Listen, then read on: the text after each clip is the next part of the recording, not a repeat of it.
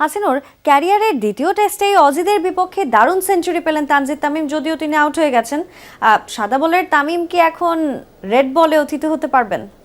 আসলে তামিমের জন্য এই ধরনের কন্ডিশনটা খুব আইডিয়াল ছিল। আমি এই টেস্ট শুরুর আগে একটা কন্টেন্ট করেছিলাম দর্শকদের জন্য, যেখানে বলেছিলাম যে যেই ধরনের এখানে কন্ডিশন, সেখানে আসলে সারভাইভ করে খেলার টিপিক্যাল যে টেস্ট ব্যাটিং থাকে, যে হয়তো আপনি 250-300 বল খেলে 100-110 রান করবেন, সেই ধরনের কন্ডিশন এখানে হবে না। এইখানে আপনাকে একটু ওয়ান ডে স্টাইলের কিছুটা অ্যাগ্রেসিভ ক্রিকেট খেলতে হবে, অর্থাৎ ওভারে একটা যেই বলটা লুজ দিবে সেটাতে আপনাকে বাউন্ডারি ওভার বাউন্ডারি হাঁকাতে হবে এবং সিঙ্গেলসের উপরেই আপনাকে রিলাই করতে হবে। তো সেই কাজটা তামিম ভালোই করতে পারেন এবং আমার কাছে মনে হয় এই ধরনের কন্ডিশনের জন্য তিনি আইডিয়াল ক্যান্ডিডেট। সাদমান ভালো করেছেন, সাদমান টেস্টের অটো চয়েস, কিন্তু আমার পার্সোনাল ওপিনিয়ন ছিল যে তামিমের সাথে যদি সৌম্য শুরু করতেন বেটার হতেন।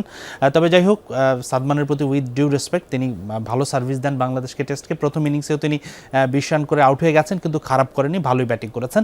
তার জন্য দ্বিতীয় ইনিংস অবশ্যই শুভকামনা থাকবে। তবে তানজিদ তামিমের ইনিংসটা কিন্তু দারুণ ছিল, যদিও তিনি 2-1 লাইফ পেয়েছেন। পার্ট অফ দ্য গেম, এটা হয়েই থাকে যে নাথান লায়ন তার ক্যাচ ড্রপ করেছিলেন, সেই নাথান লায়নের বলেই তিনি ফিরেছেন, কিন্তু ততক্ষণে তিনি সেঞ্চুরিটা করে ফেলেছেন এবং বাংলাদেশের জন্য খুবই গুরুত্বপূর্ণ একটা স্কোর ছিল। এবং তানজিদ তামিম আসলে যে ধরনের ব্যাটিং করেছে তাকে অ্যাপ্লোজ দিতে হয়। এটা তার ক্যারিয়ারের দ্বিতীয় টেস্ট, সেটাও কিন্তু মাথায় রাখতে হবে। তিনি হোয়াইট বলে নিয়মিত খেলেন, মাত্র দ্বিতীয় টেস্ট। এর আগে একটি টেস্ট খেলেছেন, খুব সম্ভবত পাকিস্তানের বিপক্ষে, তাও খুব সম্ভবত একটা ইনিংসে ব্যাটিং করেছেন। তো সেই হিসাবে তাকে ক্রেডিট দিতেই হবে। সামনে আরও অনেক রাস্তা রয়েছে এগিয়ে যাওয়ার, আমরা তার জন্য আসলে শুভকামনাই জানাতে পারি। হাসিনুর, ডারউইন টেস্টের প্রথম ইনিংসে বাংলাদেশের কি 2 শতাধিক রানের লিড পাওয়া সম্ভব? আপনার কাছে কি মনে হচ্ছে? অবশ্যই সম্ভব। এখন পর্যন্ত উইকেটটা কিন্তু বেশ ভালো। আমাদের আরেক সহকর্মী হাসান আল মারুফ যেমনটা বলছিলেন যে আজকে ততটা বাতাস নেই, রোদ আছে, অর্থাৎ উইকেটটা কিন্তু ড্রাই হয়ে গেছে। উইকেটের যে ময়েশ্চার ছিল ইনিশিয়াল প্রথম দিনে, সেটা চলে গেছে। বলটাও এখন পুরনো, তবে অস্ট্রেলিয়া যখন আবার নতুন বল নিবে তখন কিছুটা চ্যালেঞ্জিং হবে।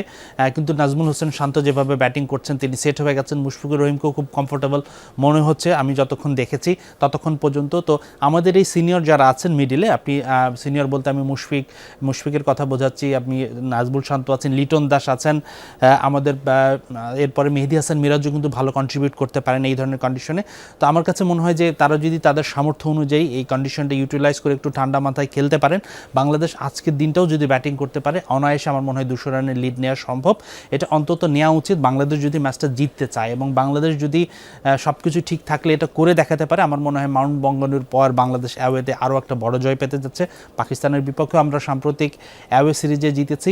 তো সব কিছু মিলে খুব ভালো একটা পরিস্থিতি, এবং অবশ্যই এখন পর্যন্ত যে কন্ডিশন আছে, যদি অসাধারণ কোনো একটা স্পেল করে না ফেলে স্টার্ক, হ্যাজেলউড বা কামিন্স বা যে কেউ, এখন পর্যন্ত বাংলাদেশের ব্যাটারদের সামর্থ্য যেভাবে তারা খেলছে সেটা কন্টিনিউ হতে থাকলে আমার কাছে মনে হয় অবশ্যই 200 রানের লিড পাওয়া সম্ভব। এবং আমার কাছে মনে হয় মুশফিক, লিটন এবং নাজমুল শান্ত, এই 3 জনের ভালো ইনিংস খেলাটা খুব জরুরি।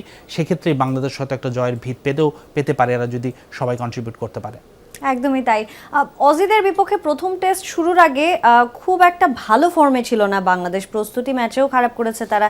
টাইগারদের ঘুরে দাঁড়ানোর মন্ত্রটা আসলে কি?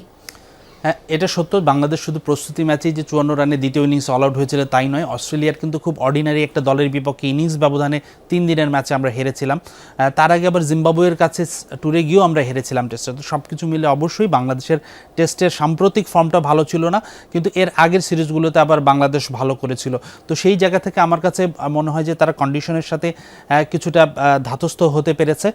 তো সেটা কিন্তু বাংলাদেশকে সহায়তা করেছে। এবং নাজমুল শান্ত যেমনটা বলেছিলেন ম্যাচের আগের দিন যে আমরা এই ভুলটা শিক্ষা নিয়েছি এবং আমরা সেটা কাজে লাগানোর চেষ্টা করব, তারা সেটা ইউটিলাইজ করতে পেরেছে। এবং আমার কাছে আরেকটা বিষয় মনে হয় যে টস জিতে যে অস্ট্রেলিয়া ব্যাটিং করার সিদ্ধান্ত নিয়েছে সেটাও বাংলাদেশের ফরে গিয়েছে। কালকে যে ধরনের কন্ডিশন ছিল, বাংলাদেশকে যদি আগে আসলে ব্যাটিং করতে হতো তাহলে বাংলাদেশের জন্য কাজটা খুব ডিফিকাল্ট হতো।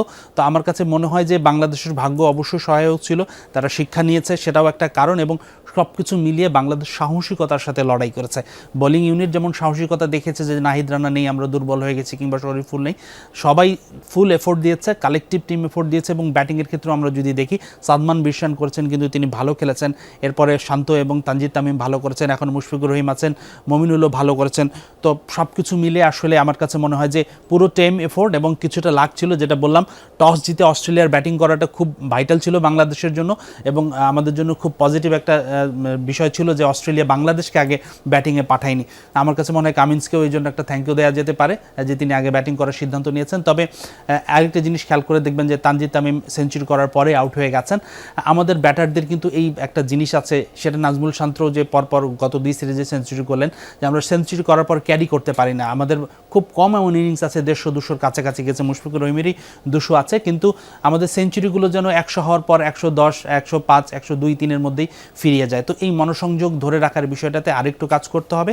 তো যাই হোক, অস্ট্রেলিয়ার এই কন্ডিশনে সেঞ্চুরি করেছেন তামিম, সেটাই অনেক বড় বিষয়, তার জন্য শুভকামনা। তবে লঙ্গার রান ভবিষ্যতের ক্ষেত্রে টেস্টে আপনাকে ভালো পারফরমেন্স করতে হলে এই ইনিংসগুলো আরও বড় করতে হবে, কারণ একটা টেস্টের ইনিংসে কিন্তু 11 জনের মধ্যে 4-5 জনই ভালো খেলবে না, 1-2 জন যারা ভালো খেলবে তাদের যতটা সম্ভব কন্ট্রিবিউট করা যায় সেটাই করতে হবে। তো ওভারঅল খুব ভালো পারফরমেন্স করছে বাংলাদেশ।